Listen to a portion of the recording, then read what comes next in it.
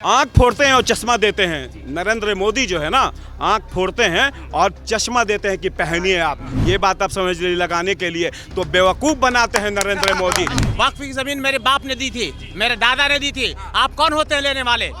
आप कौन होते हैं लेने वाले? मुसलमान हिंदुस्तान का खून है और उनके खून में हिंदुस्तानी बसा है, ये बात जान लीजिए। और लगातार जिस तरह से मुसलमानों की प्रॉपर्टी को छीनने की कोशिश की जा रही है, आप देखेंगे इस बार पूरे हिंदुस्तान में आप देखिएगा विरोध ऐसी मजबूती से होगी जिसमें मोदी जी और तमाम आरएसएस और भारतीय जनता पार्टी हिल जाएगी। और ये बिहार में जो नीतीश कुमार सरकार चला रहे हैं ना, आप देखिएगा 2025 में तमाम नीतीश कुमार का सफाया हो जाएगा। मोहम्मद रिजवान यही के रहने वाले। हाँ, यही के रहने वक्फ बिल पेश हो गया लोकसभा में। हाँ। अब कैसे देख रहे हैं इसको? ये सिर्फ रामनवमी सरप्राइज दिया गया है, रामनवमी सरप्राइज बस, और कुछ नहीं है। मैं पूछता हूँ कि सिर्फ एक ही कौम की जमीन को क्यों आप ले रहे हैं? आप मठ की जमीन क्यों नहीं लेते हैं? आप चर्च की जमीन क्यों नहीं लेते हैं? आप गुरुद्वारा के पास जो जमीन है उसको क्यों नहीं लेते हैं? के पास सबसे ज्यादा जमीन भैया किसी के पास, मेरे बाप की सुनिए, वक्फ की जमीन मेरे बाप ने दी थी, मेरे दादा ने दी थी। आप कौन होते हैं लेने वाले? आप कौन होते हैं लेने वाले? कह रहे बहुत सारी। क्यों नहीं? सुनिए ना, और कौम की आपने जमीन क्यों नहीं ली? गुरुद्वारा की, मठ की जमीन क्यों नहीं ली? मंदिर की जमीन क्यों नहीं ली? क्यों नहीं ली? नहीं, मैं आपसे पूछना चाहता हूँ। ये सिर्फ रामनवमी सरप्राइज के अलावा कुछ नहीं है, समझे? जवाब तो सुनिए। बोलिए। जवाब ये है कि वक्फ के पास ज्यादा जमीन, इसलिए इसके मेरे बाप की जमीन है क्या? आपकी बाप की जमीन है? सरकार की बाप की जमीन है? मेरे बाप की जमीन है, मेरे बाप ने दादा दी थी। सुनिए एक मिनट, जमीनें हड़पी हुई। सुनिए पहले। मदरसा को, मस्जिद को, खानका को, सराय को हमारे बाप दादाओं ने दी थी, ठीक है? जाकर हिंदू आकर के जहाँ पर कुआं खुदवाया था, हमारे बाप दादा दी थी। ये हिंदू मुस्लिम के लिए नहीं, हमारे यहाँ मौजूद। हम बचपना में थे ना, तो हिंदू हमारे यहाँ आते थे और इज्जत से और सलाम करके जाते थे। आज भेदभाव नहीं करते थे, आज भेदभाव का माहौल है और कुछ नहीं।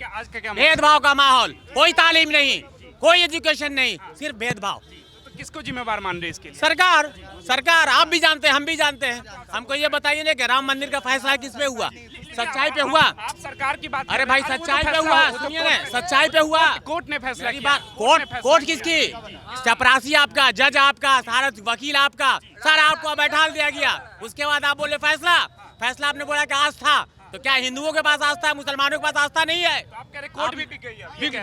बिल्कुल बिकी हुई है, पूरी दुनिया देख रही है। और इस फैसले को पूरी दुनिया ने देखा है और नकारा है, इतना जान लीजिए। वही कोर्ट जो मुस्लिम समाज के पक्ष में। कोई कुछ पक्ष नहीं है, कोई मुसलमान का नहीं है, कोई मुसलमान का नहीं है, समझे हैं? अभी कोई जाम नहीं है, समझे हैं? बस। लेकिन आप कह रहे हैं कि मोदी सरकार में भेदभाव होने लगे हिंदू मुसलमान। अरे आज से है, आप नहीं जान रहे हैं। कांग्रेस के सरकार मोदी में है, योगी में है, नहीं है। अभी योगी ने बोल दिया कि, सुनिए ना, अभी योगी ने बोल दिया कि छत पे आप नमाज नहीं पढ़ सकते। क्यों? छत मेरे बाप की, हम नमाज नहीं पढ़ेंगे। आप दूसरे को क्यों नहीं बोले कि छत पे पूजा नहीं करो?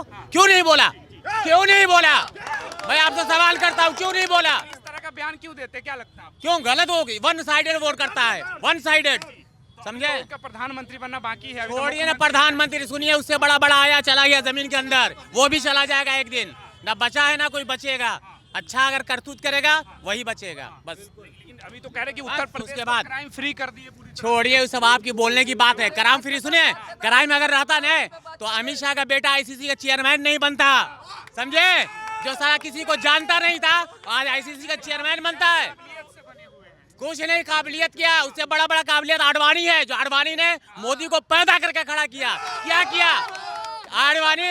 तजुर्बा को बात करने वाले, बीजेपी को ऊपर लेने वाले और रथ यात्रा लेकर के पहुंचाने वाला, ये आडवाणी है और कोई नहीं है। सुनिए ने, तो दे रहे हैं ना मोदी। कौन मान दे रहा है? कुछ नहीं, मक्खी की तरह निकाल के फेंक दिया। ये वक्फ बोर्ड किसका है? वक्फ बोर्ड मुसलमानों का है।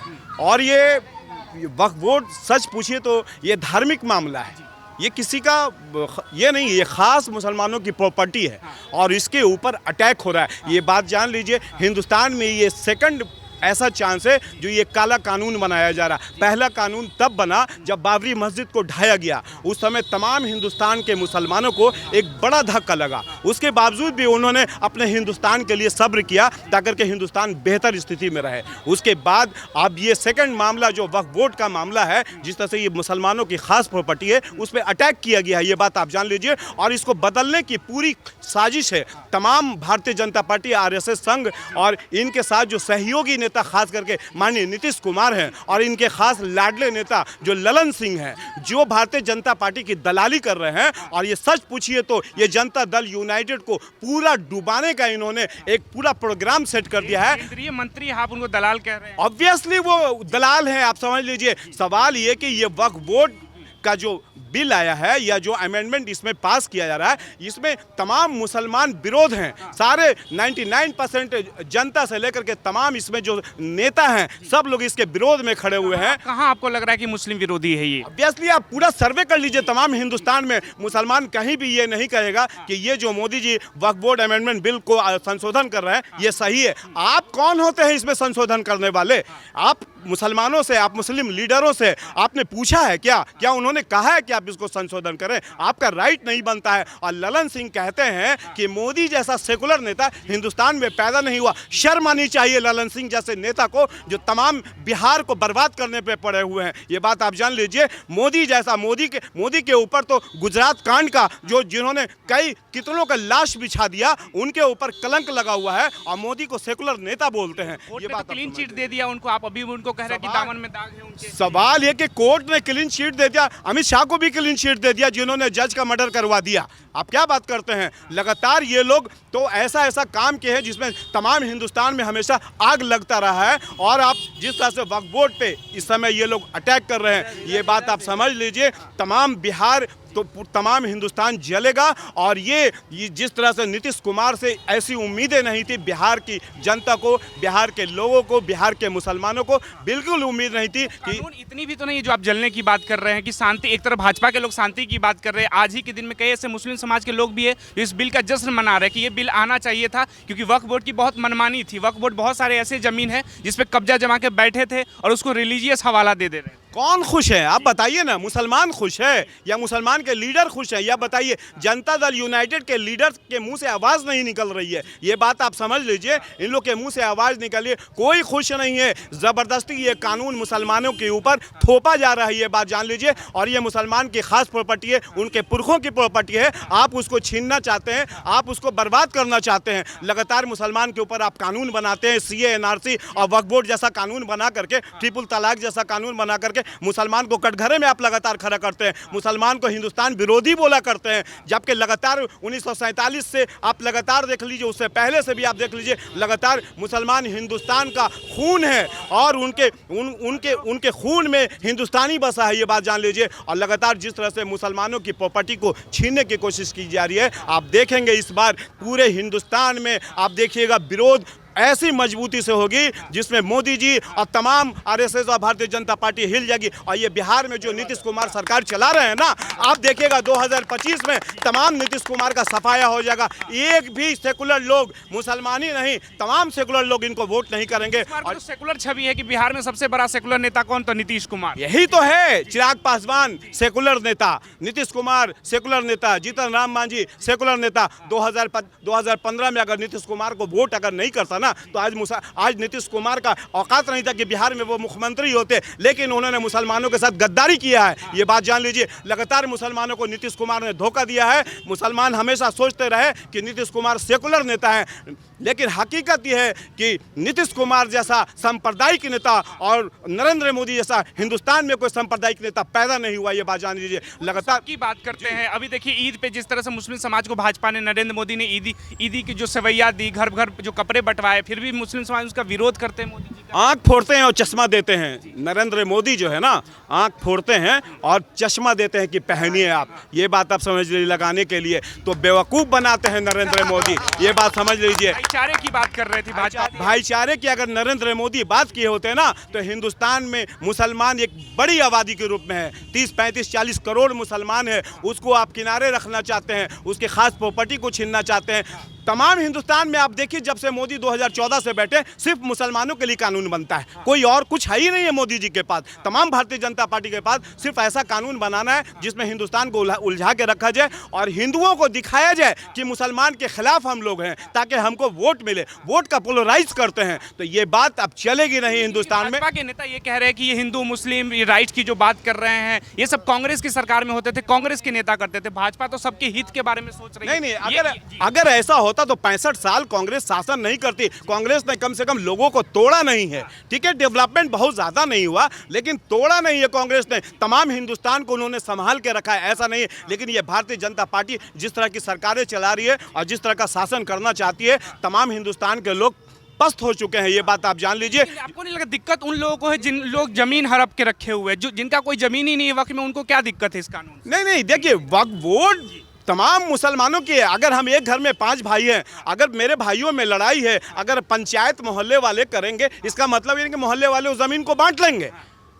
वो ज़मीन भाइयों की होगी, वो 5 भाइयों की होगी। तो ये वक्फ बोर्ड की ज़मीन मुसलमानों की है। उसमें इंटरफेरेंस डीएम कौन होता है? डीएम क्यों इंटरफेरेंस करेगा? संवैधानिक पद है वो। नो, उसमें वक्फ बोर्ड के अपना सारा चीज़ है, उसका एक अपना संस्था बना हुआ है, वहाँ पे अपना डिपार्टमेंट बना हुआ है। तो वह आप डीएम को कैसे पावर देते हैं? कई जगह ऐसे केस आए जिसमें उनकी मनमानी चल रही है। बहुत सारे ऐसे जमीन है जिसपे ये कि किरण रिजिजू ने आज पार्लियामेंट में कहा कि अगर इस बिल में संशोधन नहीं किया जाता तो पार्लियामेंट को भी वक्फ बोर्ड ले लेता। अब बताइए, वक्फ बोर्ड पार्लियामेंट को ले लेता। अरे वक्फ बोर्ड की सारी जमीन सरकार हड़पी हुई है, ये बात जान लीजिए। वक्फ बोर्ड लोगों की जमीन क्या हड़पेगी?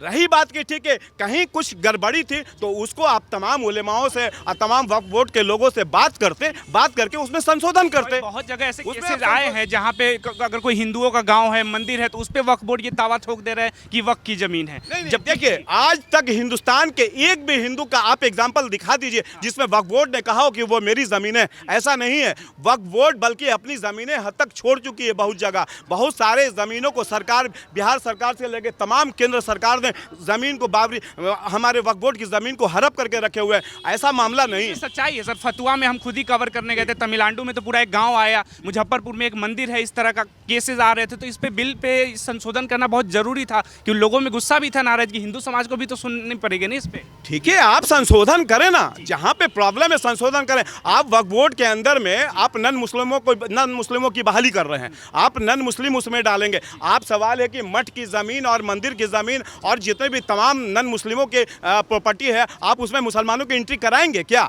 आप मंदिर में मुसलमानों की एंट्री कराएंगे? नहीं ना कराएंगे। आप वक्फ बोर्ड में आप नन मुस्लिमों की बहाली कर रहे हैं। अरे भाई, आप पूछें तो वक्फ बोर्ड वाले से, आप मुसलमानों से पूछें कि उसमें औरतों की बहाली होनी चाहिए कि नहीं होनी चाहिए, हिंदुओं की बहाली होनी चाहिए कि नहीं होनी चाहिए। आप मेरे प्रॉपर्टी में आप अटैक करेंगे, आप कानून बनाएंगे। सबसे ज्यादा जमीन तो उन्हीं के पास है ना, जो तीसरा सबसे ज्यादा संस्था। वो मेरे बाप माँ की प्रॉपर्टी थी तो मेरे पास तो नहीं रहेगा। मेरे बाप माँ की प्रॉपर्टी से आप हिंदुस्तान में तमाम जगहों पे इतनी प्रॉपर्टी है, इतना स्ट्रांग हिंदुस्तान है, आप उससे हिंदुस्तान को मजबूत नहीं कर सके, हिंदुस्तान के मुसलमान को मजबूत नहीं कर सके। आप कहते हैं कि मुसलमानों की इतनी प्रॉपर्टी कि उस प्रॉपर्टी से मुसलमान को अमीर हो जाए। आप अमीर होने देंगे तब ना। आप तो लगातार मुसलमानों को कमज़ोर करना चाहते हैं, लगातार मुसलमानों को जाहिल बना करके रखना चाहते हैं। आप कहीं से भी मुसलमान के हित के लिए कोई कानून बनाया है तो आप बता दीजिए। लगातार सबसे ज़्यादा अगर कानून तो आया ही था, सबसे समाज को हित में 3 तलाक तो हमारे शरीयत पे अटैक है, ये बात जान लीजिए। मुसलमानों को सबसे ज़्यादा यकीन, भरोसा और सबसे ज़्यादा प्यार है तो अपने शरीयत से है, ये बात आप जान लीजिए। और शरीयत मेरा जो है ना, वो अगर वो हमको किसी चीज़ के लिए परमिशन देता है तो हम वही करेंगे। देश तो संविधान से चलेगा ना, शरीयत से तो नहीं चलेगा। संविधान से बेहतर हम लोग शरीयत मानते हैं। कानून मानना है, ऑब्वियसली संविधान मानते हैं। संविधान तमाम हिंदुस्तान के लोग मानते हैं, हर जात के लोग, हर धर्म के लोग संविधान को मानते हैं। सवाल के शरीयत में जो कानून है उसको मेरे संविधान ने अलाउ किया तो मैं शरीयत को कैसे नहीं मानूंगा? और आप शरीयत पे अटैक करते हैं। आप बताएं ना, किसी न्यास में और किसी मंदिर में नन मुस्लिमों की बहाली होती है क्या? आप बताइए। तो आप मेरे प्रॉपर्टी में और आप मेरे वक्फ बोर्ड में नन मुस्लिमों की बहाली कैसे करेंगे? आप बताइए। सबसे ज़्यादा अफसोस ये है कि बिहार के मुख्यमंत्री नीतीश कुमार, जिस पे मुसलमानों ने जमकर भरोसा किया, लेकिन आपने लगातार। क्या लग रहा है क्यों नीतीश कुमार नहीं बोल पा रहे भाजपा के खिलाफ? नीतीश कुमार जो है ना, देखिए, ये इनका जो है, इनका कैरेक्टर बिल्कुल अब सही नहीं है। लगातार इनके पार्टी के अंदर में जितने लोग हैं चमचा लोग बन रहे हैं और सब भाजपा के अंदर जाके समा गए हैं। ललन सिंह जैसे नेता, गिरिराज सिंह जैसे, आप ललन सिंह जैसे नेता को आप उठा करके देखिए, जिस तरह से भाजपा की वो तारीफ करते रहते हैं। कल तक वो भाजपा के विरोधी थे और आज भाजपा के वो पक्षधर बने हुए हैं। तो ये लोग देख रहे हैं कि अब हम लोग जीतने दिन पर दिन की छवि खराब होती जा रही है, ये बात समझ ले। मोदी जी की इतनी तारीफ कर रहे हैं, अभी मोदी जी प्रधानमंत्री, जब योगी जी प्रधानमंत्री हो जाएंगे फिर सोचिए क्या होगा। योगी जी छोटे नेता हैं, ये बात आप जान लीजिए। योगी जी छोटे नेता, योगी जी मोदी जी के आधार पे बोलते हैं। छोटे नेता हैं। जी छोटे नेता हैं। बड़े मुख्यमंत्री है बड़े प्रदेश के, उत्तर प्रदेश सबसे बड़ा राज्य है। जी जी, देखिए योगी जी है, आप जान लीजिए छोटे नेता हैं। मोदी जी के आधार पे वो ये उनकी हैसियत बढ़ी हुई है। जिस दिन नरेंद्र मोदी अगर संभल जाए ना, जिस तरह से इनको अगर गद्दी से उतार दिया जाए तो योगी की कोई हस्ती नहीं बचेगी, ये बात आप जान लीजिए। योगी की कोई हस्ती नहीं बचेगी। मोदी जी तो खुल के कह रहे हैं कि बटे हुए वो कटेंगे वाले बयान पे देखिए, इतना वायरल बयान है। अरे भाई बटेंगे तो कटेंगे तो लगातार आप ये भी तो सुन रहे होंगे, बटेंगे तो कटेंगे, हिंदू बटेंगे तो कटेंगे, मुसलमान बटेंगे तो कटेंगे, सिख बटेंगे तो कटेंगे। तमाम सारे हिंदुस्तान के जो लोग हैं ना, सब लोग मिलकर रहे हैं, जो भी बटेंगे कटेंगे। ऑब्वियसली यहाँ मुसलमान है, हिंदू की सब सहमत है, सबको एक होड़ के रहने की। ऑब्वियसली एक सहमत रहना चाहिए, एकदम रहना चाहिए सहमत, सबको मिलजुल कर हिंदुस्तान में रहना चाहिए।